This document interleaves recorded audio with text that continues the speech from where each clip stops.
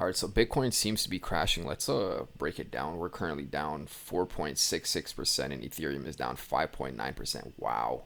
We've obviously seen worse, but this looks like the start of something completely bearish.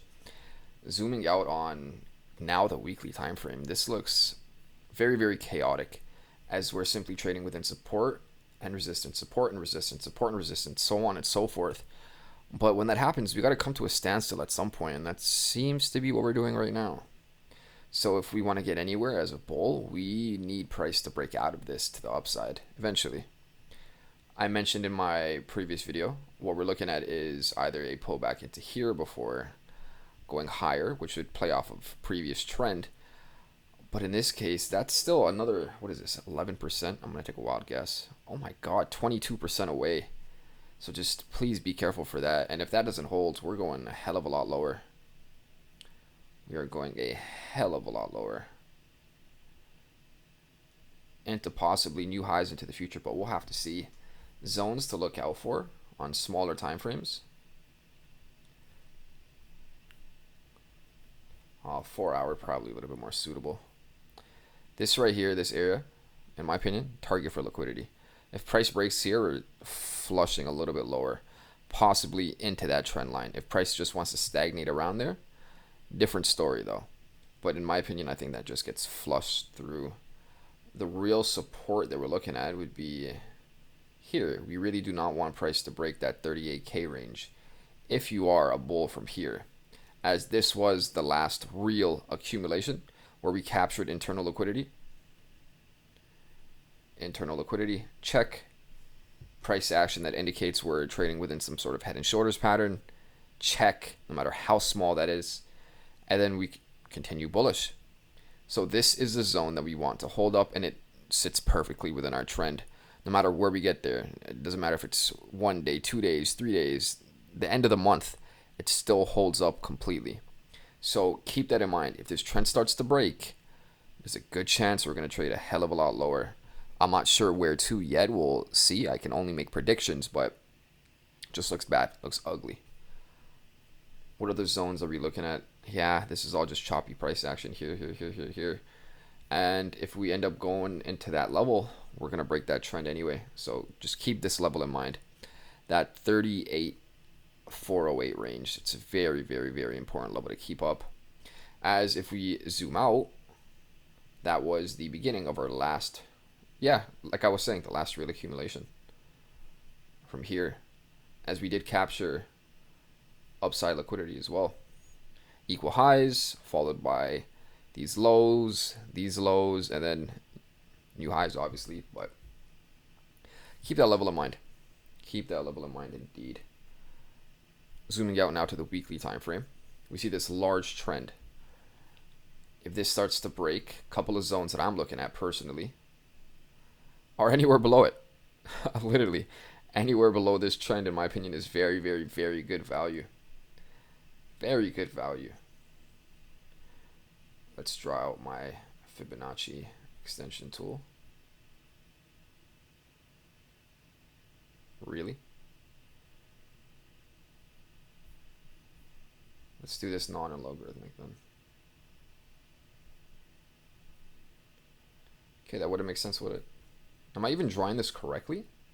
Because there's no way. Why is that 618 so low? Okay, let's use our Fibonacci retracement tool. That actually might be the correct tool to use this on. There you go. That 618 is roughly 10K.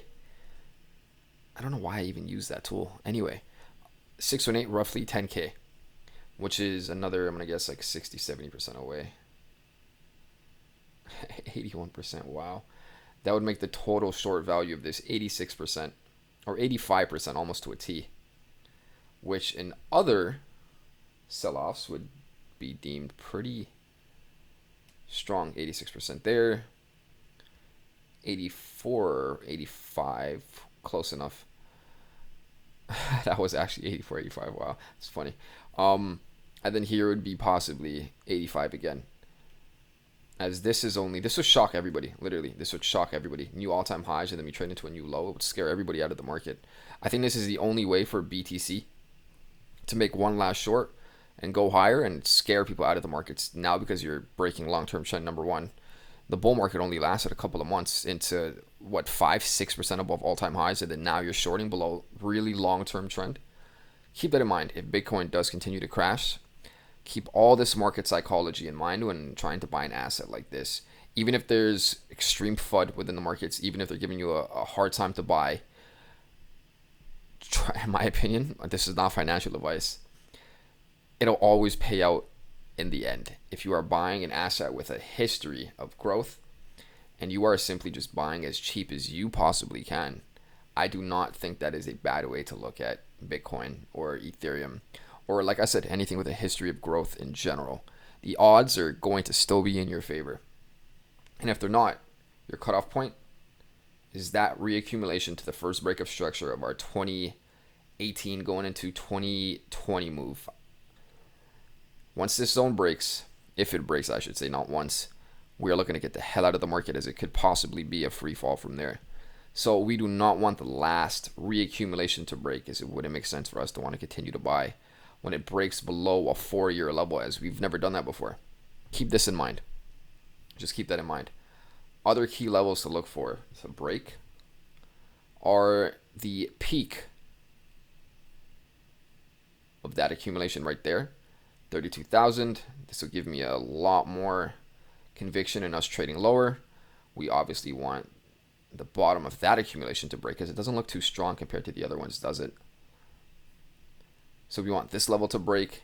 Once this level breaks, I'm telling you, me personally, I will be loading the boat. I don't care if I gotta sell some of my possessions to gain more capital to put into crypto. That is exactly what I'll be doing. Will I be mortgaging my house? Probably not. But will I be selling a lot of unused, unneeded possessions in my life?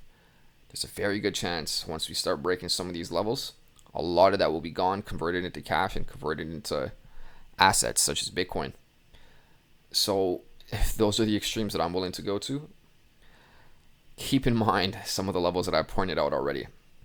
My prediction was already, whatever it was, 10K. This into new highs already is a 600, 700% move. This can be the difference between 1,000 to 6,000, 10,000 to 60,000, 100,000 to, you guys get it.